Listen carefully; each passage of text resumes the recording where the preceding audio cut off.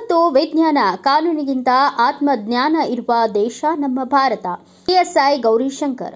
ಸೇಡಂ ತಾಲೂಕಿನ ಚಂದಾಪುರ ಸರ್ಕಾರಿ ಪ್ರೌಢಶಾಲೆಯ ಆವರಣದಲ್ಲಿ ಜಯ ಕರ್ನಾಟಕ ಜನಪರ ವೇದಿಕೆ ಜಿಲ್ಲಾ ಉಪಾಧ್ಯಕ್ಷರಾದ ವರದಸ್ವಾಮಿ ಬಿ ಹಿರೇಮಠ್ ಅವರ ನೇತೃತ್ವದಲ್ಲಿ ಕನ್ನಡ ಜಾಗೃತಿ ಮತ್ತು ಪರಿಸರ ರಕ್ಷಣೆ ಕಾರ್ಯಕ್ರಮವನ್ನು ಹಮ್ಮಿಕೊಳ್ಳಲಾಗಿತ್ತು.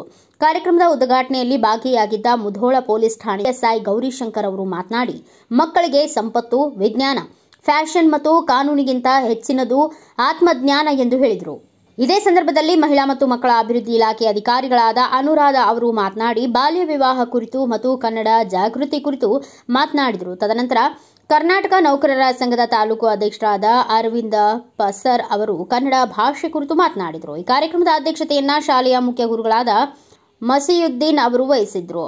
ಈ ಕಾರ್ಯಕ್ರಮದ ಮುಖ್ಯ ಅತಿಥಿಗಳಾಗಿ ಗ್ರಾಮ ಪಂಚಾಯಿತಿ ಅಧ್ಯಕ್ಷರಾದ ಶೈಲಜಾ ಮಧುಸೂದನ್, ಮುಧೋಳ್ ಪೊಲೀಸ್ ಠಾಣೆಯ ಎಎಸ್ಐ ಗೌರಿಶಂಕರ್ ಹಾಗೂ ಮಹಿಳಾ ಮತ್ತು ಮಕ್ಕಳ ಅಭಿವೃದ್ಧಿ ಅಧಿಕಾರಿಗಳಾದ ಅನುರಾಧ, ತಾಲೂಕು ನೌಕರರ ಸಂಘದ ಅಧ್ಯಕ್ಷರಾದ Arvind Pasar, Mothakapalli CRP Ashok Reddy, star Kannada news 24 ವರದಿಗಾರರಾದ ಮೌನೇಶ್ ವಿಶ್ವಕರ್ಮ, ಜಯ ಕರ್ನಾಟಕ ಜನಪರ ವೇದಿಕೆ ತಾಲೂಕು ಅಧ್ಯಕ್ಷರಾದ ಅಶೋಕ್ ಮಡಿವಾಳ, ಚಂದ್ರಶೇಖರ್ ರಿಬ್ಬನ್ಪಲ್ಲಿ ಸೇರಿದಂತೆ ಅನೇಕರು ಉಪಸ್ಥಿತರಿದ್ದರು. ಕಸ್ತೂರಿಪಲ್ಲಿ, ಗಂಗಾರಾವ್, ಇದು ಬರುತ್ತಲ್ಲ, ರಾವಲಪಲ್ಲಿ, ಕೋಡಂಗಲ್ಲ, ಅಲ್ಲೆಲ್ಲರೂ ತೆಲುಗಿನ ಮಾತಾಡ್ತಾರ. ಕನ್ನಡ ಮಾತಾಡಿ ಕೇಳಿರಿ ಒಬ್ರಲ್ಲ? ಮತ್ತೆ ಯಾಕೆ ಮಾತಾಡಿಲ್ಲ ಅವರು? ಹೇಳ್ರಿ, ಅವ್ರು ಯಾಕೆ ಮಾತಾಡಿಲ್ಲ ಕನ್ನಡ? ಹೇಳ್ರು ನಾವು ಅವ್ರ ಭಾಷೆ ಮೇಲೆ ಇದ್ದು ಅಭಿಮಾನ, ಸ್ವಾಭಿಮಾನ ನೋಡಿ ಅವ್ರಿಗೆ ಎಷ್ಟೊಬ್ಬ ನಮ್ಮ ಯಾಕೆ ನಮ್ಮಲ್ಲಿ ಯಾಕಿಲ್ಲ? ನಮ್ಮ ಭಾಷೆ ಅಷ್ಟು ಜನ ಇದಾವೆ ನಿಮ್ಗೆ? ನಮ್ಮ ಭಾಷೆ ಯಾವುದು? ನಾವು ಕನ್ನಡ ಯಾಕೆ ಮಾತಾಡ್ತಲ್ಲ ಮನೆಗ? ತಪ್ಪು ನಿಮ್ದಲ್ಲ, ತಪ್ಪು ನಿಮ್ ಹಿರಿಯರ್ದು, ನಿಮ್ಮ ಅಜ್ಜಿ ತಾತರದು, ನಿಮ್ಮ ಅಮ್ಮ ಅಪ್ಪರದು. ಯಾಕೆ ಅವ್ರು ರೂಢಿಸ್ಕೊಂಡ್ ಬಂದಾರ, ಯಾವಾಗ್ಲೂ ಅದನ್ನೇ ಆಡ್ತಾರ. ಅದಕ್ಕಾಗಿ ನೀವು ಅವ್ರ ಜೊತೆ ಆಡತ್ತೀರಿ. ಇವತ್ತು ನೀವು ನಿರ್ಧಾರ ಮಾಡ್ಬೇಕು, ನೋಡಿ ಅಮ್ಮ, ನೋಡಿ ಅಪ್ಪ, ನೋಡಿ ಅಜ್ಜಿ, ನೋಡಿ ತಾತ, ನೀವು ತೆಲುಗು ಜಾಸ್ತಿ ಮಾತಾಡೋದಿಲ್ಲ ಇವತ್ತಿನಿಂದ. ಯಾಕಂದ್ರೆ ನೀವು ತೆಲುಗು ಪ್ರಭಾವ ಜಾಸ್ತಿ ಮಾತಾಡೋದ್ರಿಂದ ನಾವು ಶಾಲೆಯಲ್ಲಿ ಹೇಳ್ತಕ್ಕಂಥ ಪಾಠಗಳೆಲ್ಲ ಕನ್ನಡದಲ್ಲಿ ಇರ್ತ, ನಮ್ಗೆ ತಲೆಯಲ್ಲಿ ಅರ್ಥ ಇಲ್ಲ. ನೀವು ತೆಲುಗು ಭಾಷೆ ಅಂತ ಮಾತಾಡೋದ್ರಿಂದ ನಮ್ಗೆ ಸ್ಪಷ್ಟವಾಗಿ ಕನ್ನಡದ ನಮ್ಗೆ ಅರ್ಥನೇ ಆಗ್ತಾ ಇಲ್ಲ. ಅದಕ್ಕೋಸ್ಕರ ಇವತ್ತಿನಿಂದ ನೀವು ಪ್ರಾರಂಭ ಮಾಡ್ಬೇಕು, ನಮ್ ಜೊತೆ ಕನ್ನಡ ಮಾತಾಡೋದಂತ ಹೇಳ್ಬೇಕು. ಅದಾಗ ಮಾತ್ರ ಪ್ರತಿಯೊಬ್ಬ ವಿದ್ಯಾರ್ಥಿನಿಯರು ಪಾಸ್ ಆಗ್ಲಿಕ್ಕೆ ಸಾಧ್ಯ ಆಗುತ್ತೆ. ಅದೆಲ್ಲ ಹೇಳಿ ನಿಮ್ದನೇ ವಿಚಾರ ಮಾಡ್ಕೊಡ್ರಿ. ನೋಡ, ನಿಮ್ದನೇ ಪ್ರಶ್ನೆ ಮಾಡ್ಕೊಡ್ರಿ. ಈಗ ತೆಲುಗುದಾಗ ಯಾವ್ದನ್ನ ಬರೆಯಂತದ್ದು ಎಕ್ಸಾಮ್ ಇರ್ತಾನೆ ಇಲ್ಲಲ್ಲ? ಮತ್ತೆ ಮನೆಗೆ ಹೋದಕ್ಕೆ ನೋಡ್ತೀರಿ, ಯಾವ್ದೋ ಮಾಡ್ ಚಾನಲ್, ಜಮಿನಿ ಚಾನಲ್, ಯಾವ್ಯಾವ ಚಾನಲ್ ನೋಡ್ತಿರ್ತೀರಿ ತೆಲುಗು. ಅದು ನಿಮ್ಗೆ ಅವಶ್ಯಕತೆ ಅದಲ್ಲ? ನಿಮ್ ಜೀವನದಲ್ಲಿ ಅಳವಡಿಸುವಂತದ್ದು ಅವಶ್ಯಕತೆ ಅದಲ್ಲ? ನಮ್ಮ ಭಾಷೆ ಯಾವ್ದದ? ನಮ್ಗೆ ಯಾವ ಭಾಷೆ ಮುಖ್ಯ ನಮ್ಗೆ? ಮತ್ ನಾವು ಓದ್ತಕ್ಕಂಥದ್ದು ಯಾವ್ದು? ಕನ್ನಡ ಮಾಧ್ಯಮ. ಎಲ್ಲ ವಿಷಯ ಇರೋದು ಕನ್ನಡದಲ್ಲಿ. ಈಗ ಎಷ್ಟು ತೊಂದರೆ ಆಗತ್ತದ ನೋಡ್ರಿ ನಿಮ್ ತಂದೆ ತಾಯಿದವರಿಗೆ. ಕೃಷಿ ಇಲಾಖೆ ಆಗಿರ್ಲಿ, ಮಹಿಳಾ ಮತ್ತು ಮಕ್ಕಳ ಅಭಿವೃದ್ಧಿ ಇಲಾಖೆ ಆಗ್ಲಿ, ಪೊಲೀಸ್ ಠಾಣೆ ಮುದಲಾಗ್ಲಿ, ಅವ್ರು ಹೋಗಿರ್ತಾರ, ತೆಲುಗುದಾಗ ಹೇಳ್ತಾರ, ಸರ್ ಇಂಟಿ ನಗರ ఎవరో వచ్చారు ಜಗಳ ಮಾಡ್ಯಾರ ಸರ್. ಅದ್ರ ಸರ್ ಅವ್ರಿಗೆ ಏನ್ ಅರ್ಥ ಆಗ್ತದ? ಅವ್ರು ಕಲಿಬೇಕು ನಿಮ್ ಭಾಷೆ. ಯಾಕಂದ್ರೆ ನಿಮ್ಗೆ ಪರಿಹಾರ ಸಮಸ್ಯೆಗಳು ಬಗೆಹರಿಸ್ಬೇಕಂತಂದ್ರೆ ಸ್ಪಷ್ಟ, ಸರ್ ನಮ್ಮ ಮನೆ ಪಕ್ಕದಲ್ಲಿ ಒಬ್ರು ಬಂದು ಜಗಳ ಆಡ್ಯಾರ ಸರ್ ಅಂತ ಹೇಳಿದ್ರೆ ಮುಗಿತವ್ರಿಗೆ ಅರ್ಥ ಆಗುತ್ತೆ. ಯಾಕೆ ಆಡಿದ್ರು ಅಂತ ಕೇಳ್ತಾರ. ನಿಮ್ಮ ಮನೆ ನಿಮ್ ತಂದೆ ತಾಯಿ ನಿಮ್ಮ ಅಜ್ಜಿ ತಾತವ್ರು ಜಗಳ ಆಗ್ತಿರ್ತಾರ, ಮನೆ ಬಗಲ ಮನೆ ಜಗಳ ಆಗ್ತಾವ. ಹೌದು, ತೆಲುಗುದಾಗ ಹೇಳಿದ್ರೆ ಸರ್ ಮನ ಇಂಟಿದಾಗ ಅವ್ರ ಹಚ್ಚಿ ಜಗಳ ಮಾಡ್ತಾನ ಸ್ವಲ್ಪ ಏನ್ చేయಲ್ಲ ಅಂತಂದ್ರೆ ಅವ್ರಿಗೆ ಏನ್ ಅರ್ಥ ಆಗುತ್ತೆ?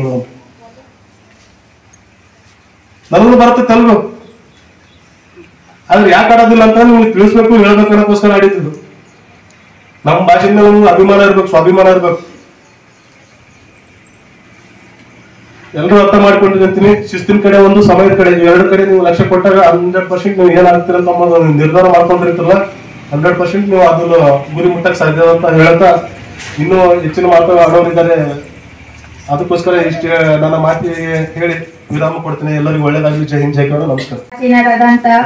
ಪೊಲೀಸ್ ಇಲಾಖೆ ಹಾಗೂ ಈ ಒಂದು ಶಾಲೆಯ ಮುಖ್ಯ ಗುರುಗಳು, HM ಅವರು ಮತ್ತು ಎಲ್ಲ ವೇದಿಕೆ ಮೇಲೆ ಮತ್ತು ಮುಂಭಾಗದಲ್ಲಿರುವಂತ ನನ್ನ ಎಲ್ಲ ಸಹೋದರ ಸಹೋದರಿಯರು, ಈ ಒಂದು ಮತ್ತು ಮಾಧ್ಯಮ ಮಿತ್ರದವರು, ಈ ಶಾಲೆಯ ಮುದ್ದು ಮಕ್ಕಳು, ಎಲ್ರಿಗೂ ವಂದಿಸುತ್ತಾ ಎರಡು ಮಾತುಗಳನ್ನ ಹೇಳ್ಬಿಟ್ಟು ನಾನು ವೇದಿಕೆಗೆ ದಯವಿಟ್ಟು ಕ್ಷಮಿಸಬೇಕು ಅಂತ ಕೇಳ್ತೀನಿ. ವರ್ಧಾ ಅವರು ಕೇಳಿದಾಗ ಒಂದು ಚಂದಾಪುರಲ್ಲಿ ಒಂದು ಕಾರ್ಯಕ್ರಮ ಇದೆ ಮೇಡಮ್, ಸ್ಕೂಲಲ್ಲಿ ಈ ತರ ಕನ್ನಡ ಜಾಗೃತಿ ಕಾರ್ಯಕ್ರಮ ಬರಬೇಕು ಅಂದಾಗ ಜೊತೆಯಾಗಿ ನಾವು ಬೇರೆ ಒಂದು ಕೆಲಸದಲ್ಲಿ ತುಂಬಾನೇ ಒತ್ತಡದಲ್ಲಿ ಇದೀವಿ. ಇಷ್ಟು ದೂರ ಬಂದಿವಿ ಅಂದ್ರೆ ನಮ್ಮ ಇಲಾಖೆ ಒಂದು ಕಾರ್ಯಕ್ರಮಗಳನ್ನು ಕೂಡ ನಿಮ್ಮ ಎಲ್ರಿಗೂ ಮುಟ್ಟಿಸ್ಬೇಕು ಅನ್ನೋ ಒಂದು ಉದ್ದೇಶದಿಂದ ಇವತ್ತಿನ ದಿವಸ ಮಹಿಳಾ ಗ್ರಾಮ ಸಭೆ ಮತ್ತು ಮಕ್ಕಳಿಗೋಸ್ಕರ ಒಂದು ಕಾರ್ಯಕ್ರಮಗಳನ್ನ ಇನ್ನೊಂದು ಕಡೆ ನಾವು ಏರ್ಪಾಡು ಮಾಡಿದೀವಿ. ಅದಕ್ಕೋಸ್ಕರ ನಾನು ಒಂದ್ ಸ್ವಲ್ಪ ಸಮಯ ಕೊಡ್ರಿ ಅಂತ ಕೇಳಿದೆ. ದಯವಿಟ್ಟು ಕ್ಷಮಿಸ್ಬೇಕು.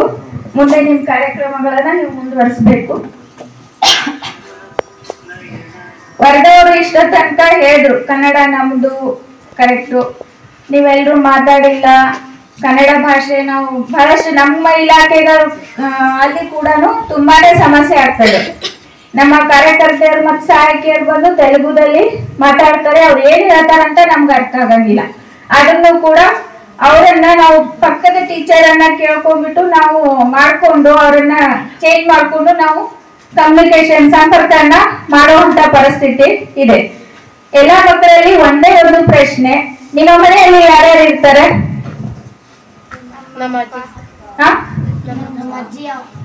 ಯಾರಮ್ಮ? ನಮ್ ತಾತ, ನಾನು, ನಮ್ ತಮ್ಮ, ನಮ್ ತಂಗಿ. ಓಕೆ. ಮನೆಯಲ್ಲಿ ಯಾರ್ಯಾರು ಇರ್ತಾರೆ? ಅಜ್ಜಿ, ತಾತ, ಮತ್ತೆ ಅಕ್ಕ, ಅಣ್ಣ, ಮತ್ತೆ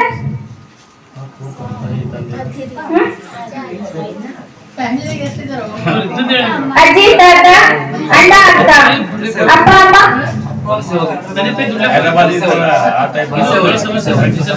ಸರಿ ಸರಿ, ನೀವ್ ಹೇಳಿದ್ದು ನಿಜಾನೇ. ಬಹುಶಃ ಅಪ್ಪ ಅಮ್ಮ ಎಲ್ಲ ದುಡಿಯಕ್ ಹೋಗಿರ್ಬೋದು. ಅಪ್ಪ ಅಮ್ಮ ಇರದೆ ನಾವು ಬರಂಗಿಲ್ಲ, ಅದರ ಸತ್ಯನ? ನಾನಾಗ್ಲಿ ನೀವಾಗ್ಲಿ. ಹಾಗಾದ್ರೆ ಮನೆಯಲ್ಲಿ ನಾವು ಹೆತ್ತೋರು, ಅದ್ರ ಜೊತೆಯಲ್ಲಿ ನಿಮ್ಮ ಚಿಕ್ಕಮ್ಮ, ಚಿಕ್ಕಪ್ಪ, ದೊಡ್ಡಮ್ಮ, ದೊಡ್ಡಪ್ಪ ಇರ್ತಾರಲ್ಲ? ಇಲ್ಲ. ನೋಡ್ರಿ ನಮ್ ಪರಿಸ್ಥಿತಿ ಇವತ್ತು ಹೆಂಗ್ ಬಂದದ. ಒಂದು ಅವಿಭಕ್ತ ಕುಟುಂಬ ಹೋಗ್ಬಿಟ್ಟು ವಿಭಕ್ತ ಕುಟುಂಬ ಆಗ್ಬಿಟ್ಟಿದೆ.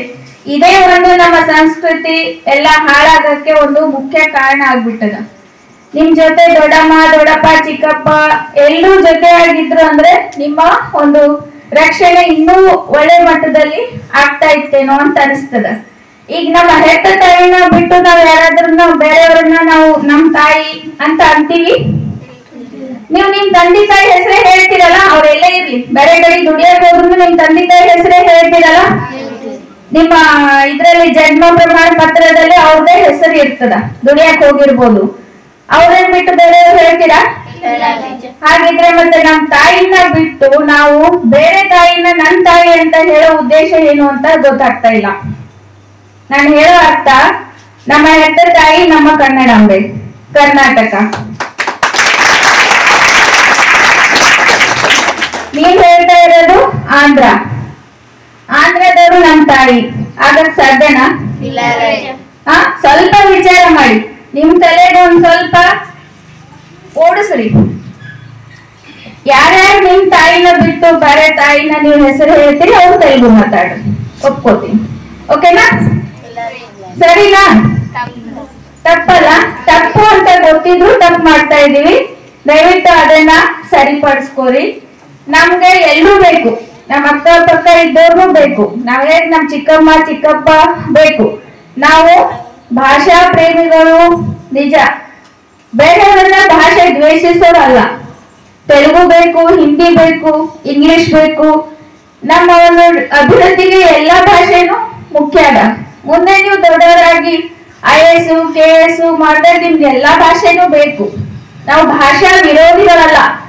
ನಮ್ಮ ತಾಯಿ ಮೊದಲು, ಎಲ್ರನ್ನ ಪ್ರೀತಿಸೋಣ, ಮೊದಲು ನಮ್ಮ ತಾಯಿನ ಪೂಜಿಸೋಣ ಅಂತ ಹೇಳ್ತಾ ಒಂದೆರಡನ್ನ ಮಾತನ್ನ ಮುಗಿಸಕ್ಕೆ ಅವಕಾಶ ಕೊಡ್ರಿ.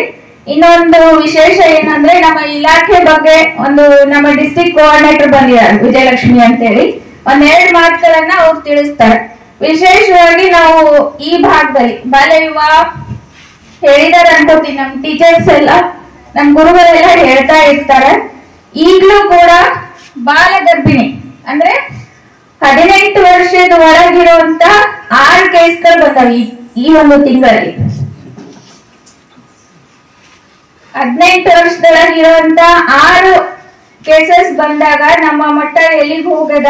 ಇದಕ್ಕೆಲ್ಲ ಕಾರಣ ನಮ್ ತರ ಅನ್ನೋದನ್ನ ನಾವು ಬಿಟ್ಕೊಡ್ತಾ ಇದೀವಿ. ನಮ್ಮದನ್ನ ಪ್ರೀತಿಸ್ರಿ, ಉಳಿದದ್ದನ್ನು ನೀವು ಕಲೀರಿ, ಬೇಡ ಅಂತ ಇಲ್ಲ, ಆದ್ರೆ ನಮ್ ತನನ ಬಿಟ್ಕೊಡ್ಬೇಡ್ರಿ ಅಂತ ಹೇಳ್ತಾ ನಮ್ಮ ಮುಂದಿನ ಒಂದೆರಡು ಮಾತುಗಳನ್ನ ನಾವು ವಿಜಯಲಕ್ಷ್ಮಿ ಅವರು ಆಡಿ ವೇದಿಕೆಗೆ ನಾನು ಕ್ಷಮಿಸ್ಬೇಕು ಅಂತ ಕೇಳ್ತಾ ನಾನು ಮುಂದೆ ಕಾರ್ಯಕ್ರಮಕ್ಕೆ ಹೋಗಕ್ಕೆ ಅನುಕೂಲ ಮಾಡ್ಬೇಕು ಅಂತ ಕೇಳ್ತಾ ಇದ್ದೀನಿ. ನೀವು ಹೇಳಿದ್ರಲ್ಲ, ಗುರುಗಳು ಕೂಡ ಹೇಳಿದ್ರು, ವರದಸ್ವಾಮಿ ಅವರು, ಇಂದಿನ ಮಕ್ಕಳು ನಾಳಿನ ನಾಗರಿಕರು ಈ ದೇಶದ ಚುಕ್ಕಾಣಿಕಿಡುವ ನಾಯಕರು. ನೀವು ಹಸಿರು ನೀರು ಎಷ್ಟು ದಿವಸ ಅಂತ ಇರ್ತದೆ, ಹೊಸ ನೀರು ಬಂದಾಗ ಹಸಿರು ನೀರು ಹೊಚ್ಚಿಕೊಂಡು ಹೋಗಲೇಬೇಕು. ಅದಕ್ಕಾಗಿ ಮುಂದಿನ ಈ ದೇಶದ ಚುಕ್ಕಾಣಿಕಿಡುವಂತ ನೀವು ನಾಯಕರು, ವಿದ್ಯಾರ್ಥಿನಿಯರು, ಬರೀ ಅವರೆಲ್ಲ, ನೀವು ಅವರು ಕೂಡ. ಇವತ್ತು ಕಲಬುರಗಿ DC ಯಾರಿದ್ದಾರೆ? ಹೆಣ್ಣು ಮಗಳಿದ್ದಾಳೆ. ಸೇಡಂ ತಾಲೂಕಿನ ತಹಶೀಲ್ದಾರ್ ಯಾರಿದ್ದಾರೆ? ಹೆಣ್ಣು ಮಗಳಿದ್ದಾಳೆ. ನೀವೇನು ಕಡಿಮೆ ಇಲ್ಲ, ಅದಕ್ಕೆ ಯಾರು ಮೇಲಿಲ್ಲ. ಇಲ್ಲಿ ಸಮಾನತೆ ಇದೆ. ಇಲ್ಲಿ ಯಾರಾದ್ರೂ ನಿಮಗೆ ಈ ಶಾಲೆಯಲ್ಲಿ ನೀವು ಯಾವ ಜಾತಿಯವರು ಅಂತ ಕೇಳ್ತಾ ಇದ್ದಾರೆ ವಿದ್ಯಾರ್ಥಿ ಗುರುಗಳು? ಇಲ್ಲ. ಅದಕ್ಕೆ ಎಲ್ಲರಿಗೆ ವಿದ್ಯೆ ಪಡೆಯುವಂತ ಹಕ್ಕಿದೆ. ಎಲ್ಲರಿಗೆ ಫ್ರೀ ಎಜುಕೇಶನ್ ಇದೆ 14 ವರ್ಷದವರೆಗೆ. ಅದಕ್ಕಾಗಿ ನೀವು ಅದನ್ನು ಇಲ್ಲಿ ನಿಮ್ಮ ಮನೆಯೊಳಗೆ ನೀವು ಲಿಂಗ ಪೂಜೆ ನಿಮ್ಗೆ ಏನಿದೆ, ಇನ್ನಿತರ ಏನಿದೆ ಈ ನಮ್ಮ ದೇಶದಲ್ಲಿ, ಇದು ನಮ್ಮ ದೇಶನೇ ಬಹಳ ವಿಚಿತ್ರ ಇದೆ. ಏನ್ ಸಿಗ್ತದ್ರಿ ನಮ್ಮ ದೇಶದಾಗ ಅಂತ ಒಂದು ಪ್ರಶ್ನೆ. ಸಾಕಷ್ಟು ಸಿಗುತ್ತದೆ, ಎಲ್ಲನೂ ಇದೆ. ಅದಕ್ಕೆ ಒಂದು ಕಡೆಗೆ ಹೇಳ್ತಾರೆ,